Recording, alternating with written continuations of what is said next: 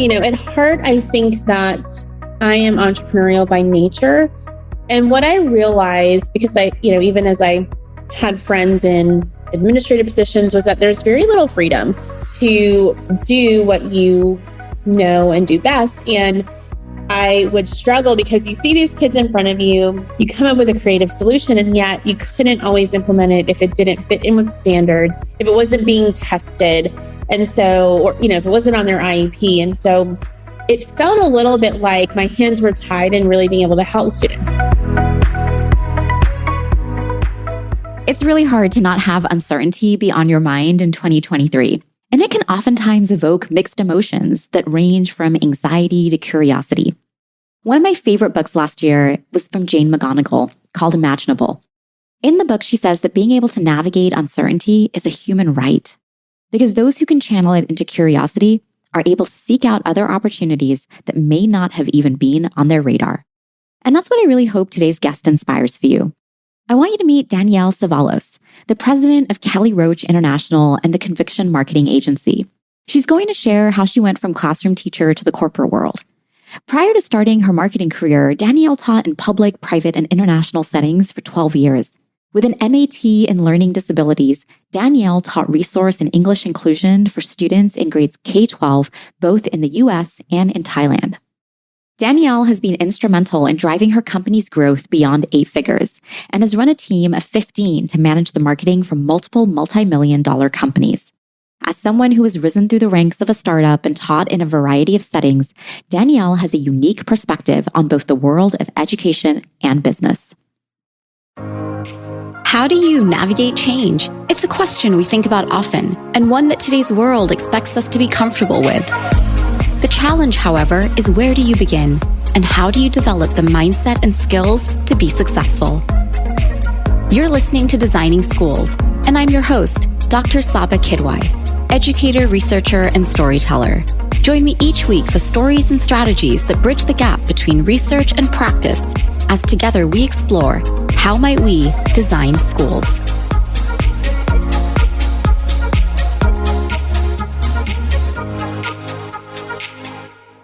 I know that Danielle's story is going to inspire many of you to examine what else is possible for you. It's a challenge for schools to take on because oftentimes we don't always know how to value our best and brightest talent. But if we don't in schools, somebody else will. As I turn 40 in January and reflect back on the last decade, the single greatest accelerator to my career was a professional online network. Like Danielle, I also didn't feel valued in schools. However, having an online network opened the doors to people and opportunities that weren't even on my radar as an educator. In 2023, I'm investing my time and effort on LinkedIn. If you're curious about learning, I've created a course called Leadership and Social Influence, where I teach you how to build a professional online presence that helps you navigate uncertainty, unlock opportunity, build trust with your community. I have a special discount code available for listeners of the podcast, and you can find all the information in the show notes. Being given opportunities for growth and being valued is something Danielle and I both wish we had had in schools so that we didn't feel like leaving was our only option. As we think about how the profession needs to evolve, I invite you to join me and Danielle now as we discuss how she took her skills as an educator and applied them to marketing. Yeah, so my master's is in special education with a focus in learning disabilities. And so I got into teaching because I really wanted to help the kids that weren't successful in a traditional setting. Oftentimes, the kids that are really quite brilliant, they just don't learn in this one way. And so I have done that in a variety of settings. I did that in elementary school as a resource teacher. I was at an international school in middle and high school. And then I did that at a high school. I also spent some time at a private school for students with learning disabilities. So I kind of did all the private, the public, the elementary, middle, high, and overseas. So I got to see this kind of play out in a bunch of different ways. And what I love most across all the grade levels was I'm a problem solver, and I really like to figure out the new ways to get kids to learn. And obviously, if they were coming to me, they had already been diagnosed with something, labeled with something, they had an IEP. And so it was my job to say, hey, what's being done in the classroom isn't working. I need to figure something else out to get this child to learn this thing. And so I really loved that side of it. What I didn't expect to love was the relationships that are being built. And I think that in school, when you go to school to learn to be a teacher, you learn all of the pedagogy and you practice all the theoretical stuff, but no one really teaches you that the secret to being a great teacher is the way you build relationships. And so why I left, there's a lot of reasons why I left the field. At heart, I think that I am entrepreneurial by nature. And what I realized, because even as I had friends in administrative positions, was that there's very little freedom to do what you know and do best. And I would struggle because you see these kids in front of you, you come up with a creative solution, and yet you couldn't always implement it if it didn't fit in with standards, if it wasn't being tested. And so, or, if it wasn't on their IEP. And so it felt a little bit like my hands were tied in really being able to help students. That's one side of it. On the flip side, I had started copywriting. I had started doing some online marketing for just on the side, because teachers don't make a lot of money and I need something to do, and it's a great way to do it. And I started learning about all of these new possibilities. And I felt so much like the stuff we were doing in the classroom was not relevant to the world. Not all of it. Certainly kids need to learn how to read. They need to learn math. I'm not saying nothing is relevant. Specifically, when I was teaching high school, I realized that we weren't really preparing kids. We were not preparing them to think critically, to solve new problems. I would hear people all the time, kids would say, I want to be a YouTube star. And everyone would be like, that's so stupid. That's ridiculous. I'm like, no, that's not stupid. People actually do make millions of dollars on YouTube. It's a lot of work, but you can do it. And nobody would have those conversations with kids. And it was kind of frowned upon if you talked about anything but going to college. And I worked at a school, it was 85% free and reduced lunch. My kids, many of them were years behind reading levels, and college was not the best option for them. And it was like, we kind of just had to push forward anyway. You couldn't really create any sort of different picture for their future because it affects graduation rates and they wanted to have all these things. And so I felt a lot like I wasn't being honest with kids. And I talked a lot at the beginning about, relationships. I spent a lot of time building relationships with my kids because I taught ninth grade English inclusion my last 3 years at this school with, 85% free and reduced lunch, and felt constantly like I just had to say like, hey, we need to just do this because we got to do this. Like, let's hunker down together and do this.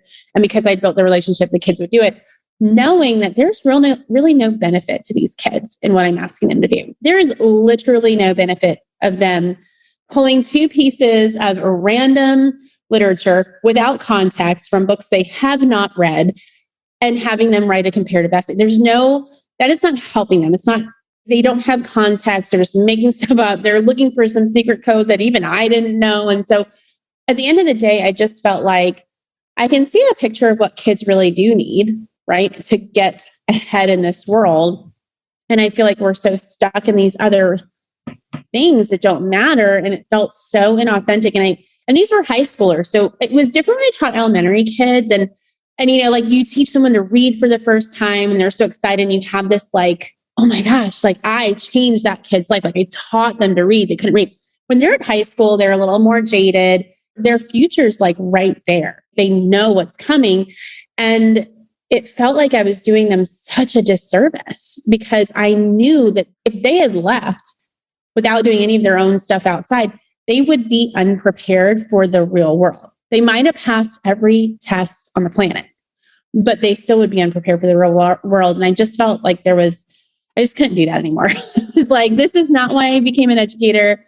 And what really kind of sealed the deal for me was like, even friends at administrative levels, they would see it too, and they couldn't change it either. And so it felt like, who can actually change this? Like, who can actually do anything? So that's why I eventually left. Perhaps the greatest irony in what Danielle shares is that she left the profession because she didn't feel she could uphold the evidence-based practices we know work in schools. Yet often we struggle to create the time and space for practices like relationship building, creating a culture of trust and safety, and cultivating people's entrepreneurial spirit. Last year, I produced the documentary Designing Schools, The Future is a Place We Create, which you can now view online. When interviewing the learning experience designers at Design 39, one of them shared that educators are inherent design thinkers. At a time when we're hearing about burnout across education, I was curious to research the practices that allowed this group of educators, or as they call themselves, learning experience designers, to thrive. They said we're problem solvers, and above all, we're trusted, and have the freedom at Design 39 to create experiences that meet the needs of our learners. I produced the documentary with the hope that together we make environments where educators thrive and feel valued the norm, not the exception. Danielle also highlighted the lack of relevancy. This gap is becoming wider by the day. What happens when education systems don't value and create space for the talent they have?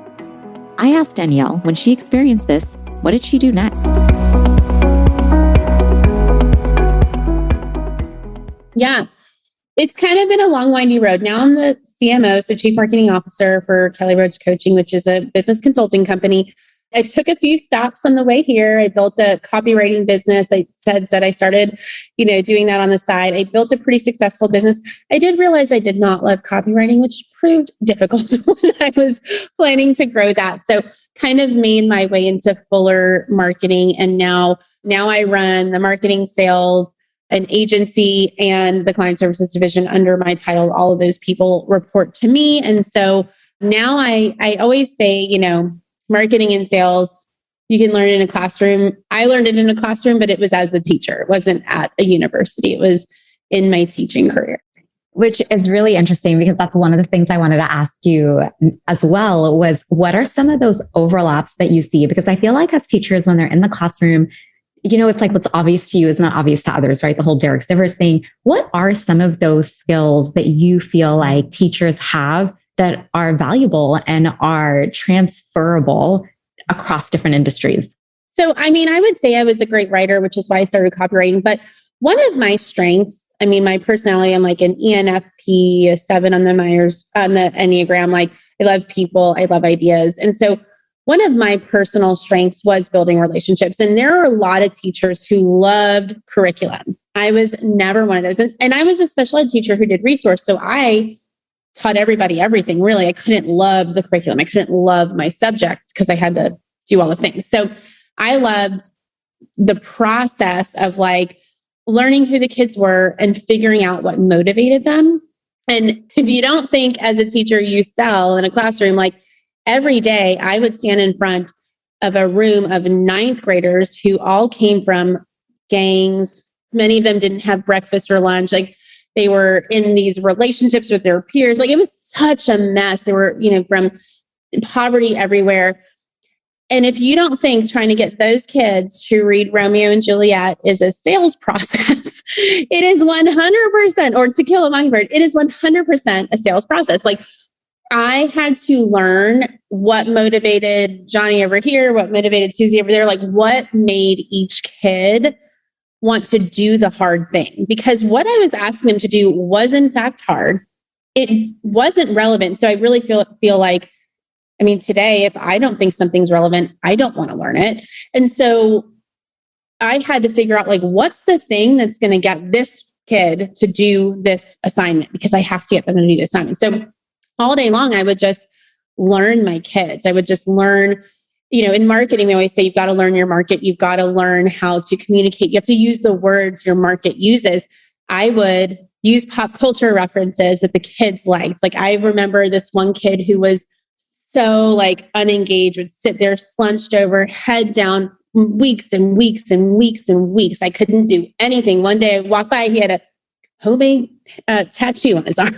And I walked by and I was like, that's a cool tattoo. And immediately he sat up and wanted to talk to me about it. And I was like, oh my gosh, that's all it took was talking to him about his tattoo after weeks of not knowing what to do.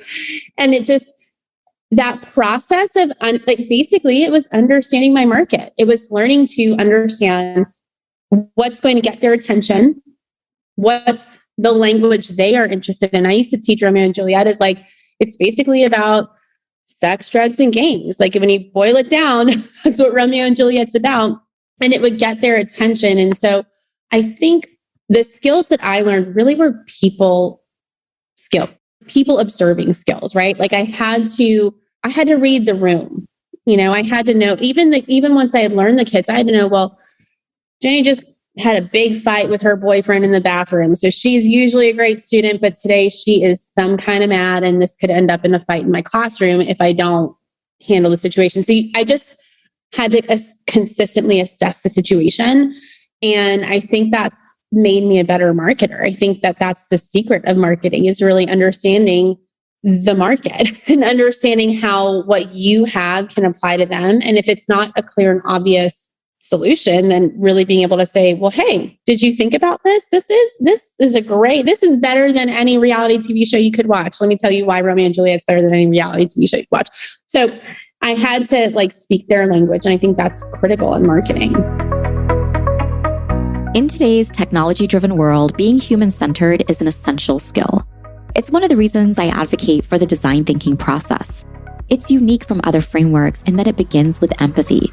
Design thinking is both a method and a mindset.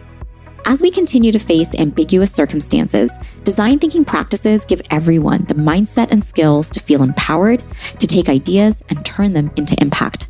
I asked Danielle how she stays informed of emerging trends and how she discovers different opportunities. Yeah, I think some of this goes back to just how I grew up. I grew up with a really rough family, and I just learned, I'm a talker. I love to talk and I love to be with people, but I did learn to observe. I learned to, when I walked in a room, I would just look at who was talking to who and pay attention to, who was in this group and who was in that group. I think it's critical to pay attention to pop culture. All of my friends make fun of me. I watch reality TV. I scroll social media. Why? Because I think it's a commentary on where our culture is. When you pay attention, I love Selling Sunset, and then you see all the reunion, or the Kardashians, and you see the reunion and you see all the comments underneath it. Culture is telling you what they value. Right now, I don't know when this will air, but right now we're in the middle of the Johnny Depp trial. People are obsessed with it. Why? Everything around us is a commentary on values, on belief systems, on what's important to people. And if you look at it without your own bias as much as you can, if you just pay attention, the code is kind of all around you, right? You don't have to make it up. You don't have to figure out some secret. I always say that with marketing. You don't have to come up with something shiny and fancy. If you just pay attention to what the people are talking about, they literally give you the scripts. And it was very much like that in the classroom. I was a cheerleading coach, and the girls would be in my classroom after school before practice, just talking it wasn't even there, about their boyfriends, about this girl they don't like, about this teacher who's terrible. And I wouldn't say anything. I would just listen. And it was literally this is their world. This is their reality. If I just pay attention for 5 minutes quietly in the background, I would do that at lunch, just kind of sit down and say, hey, what's going on? And just listen to the kids talk.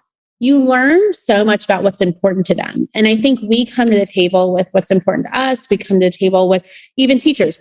I've got this lesson. I have to teach it to you, without saying, okay, well, this is relevant to you because, and not having to make that up, but knowing it's relevant to you because I just heard what you were talking about, or after school, you came and shared this problem you were having, or I saw the Twitter feed about what everybody thought was so important. I just think I feel like people are always looking for the secret, and there isn't a secret. It's right there. It's kind of out in the open. We just don't realize it's there. Wow. I mean, I just love from beginning to end, you've just drawn so many parallels between what teachers do and what the important emerging skills are that we need in this world. It's such a beautiful overlap. So if somebody was listening and you had to say, okay, these are the top 3 things you should start doing right now, what would those be? I think, I talk about some marketing. I think teachers have this too. We have the burden of expertise all the time, and we carry it around, right? So we know whatever it is we do so well, and we just assume that everything is redundant to people. They don't want to hear it. They're not going to be interested. They already know this. I posted about it once. So surely everybody knows. And we don't take into account that most people don't understand it. And I made this mistake as a teacher so often in my early career. I see people making this mistake all the time in their marketing. people don't understand what you're talking about. And it's not because they're not capable. It's because it's not important to them. Your area of expertise is not important to them. They want the solution and they want to move on.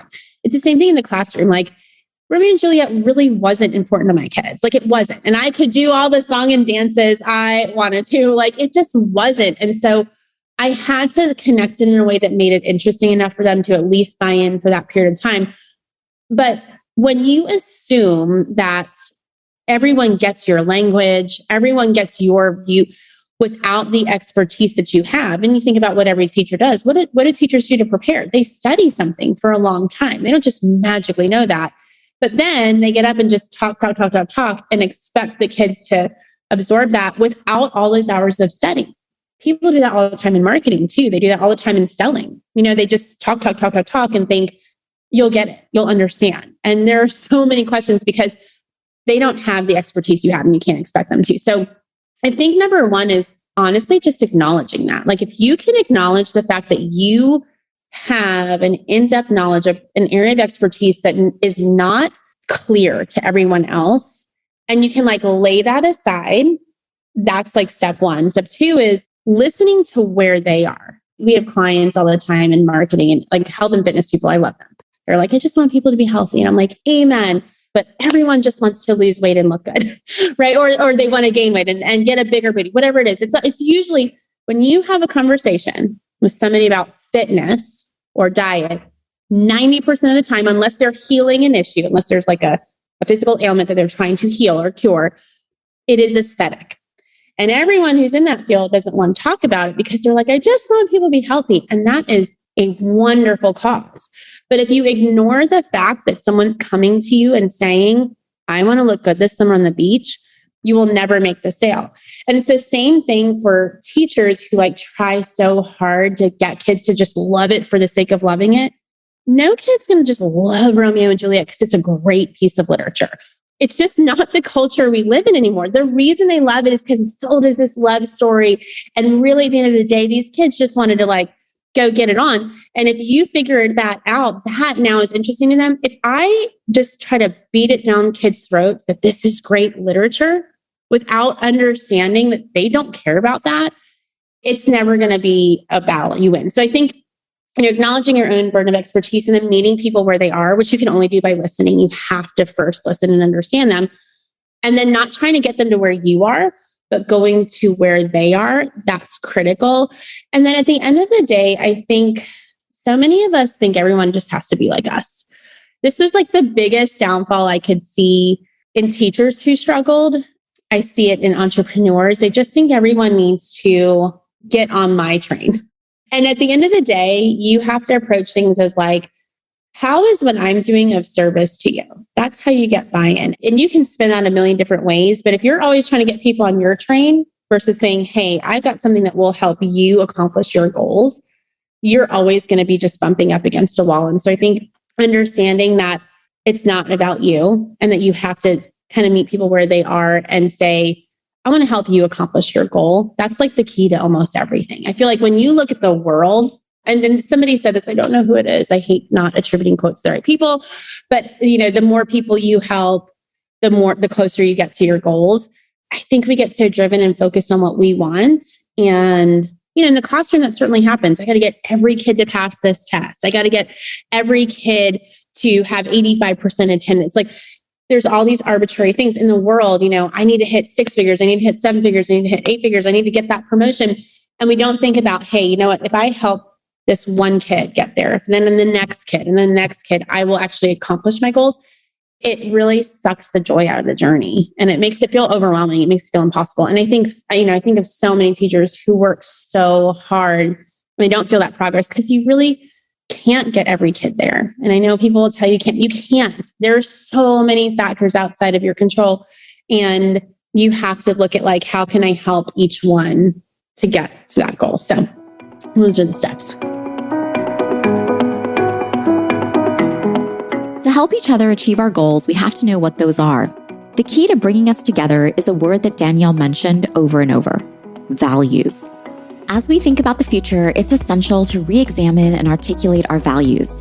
The one book I always recommend when it comes to this topic is Black Sheep Unleash the Extraordinary, Awe-Inspiring, Undiscovered You by Brant Mansoir. Brant was another author on my bookshelf who today I'm so privileged to know in real life and to have had him as a guest on the podcast. Here's an excerpt with my conversation with Brant, and if you want the full episode, it's linked for you in the show notes. The challenge, and where I believe we get it wrong when it comes to values in education, is we want people to adopt our values. We want them to say, here's what we care about. We want you to adopt this and believe that's what you care about. That is not how it works. That is not how values work. We need, instead of trying to get people to adopt, we need to connect our values. We need to build bridges from what matters most to us to what matters most to them. And when we build these bridges, we allow for incredible collaboration to happen because I can use my value to amplify yours. It's your turn to join the conversation by sharing what you enjoyed or what questions you have. In a world where time and attention are so valuable, thank you for choosing to listen and for being a part of our Designing Schools community. Leaving a review for the podcast helps others learn about the show, giving them the gift of knowledge and allowing this community to help create access and exposure to ideas and opportunities others may not even know exist.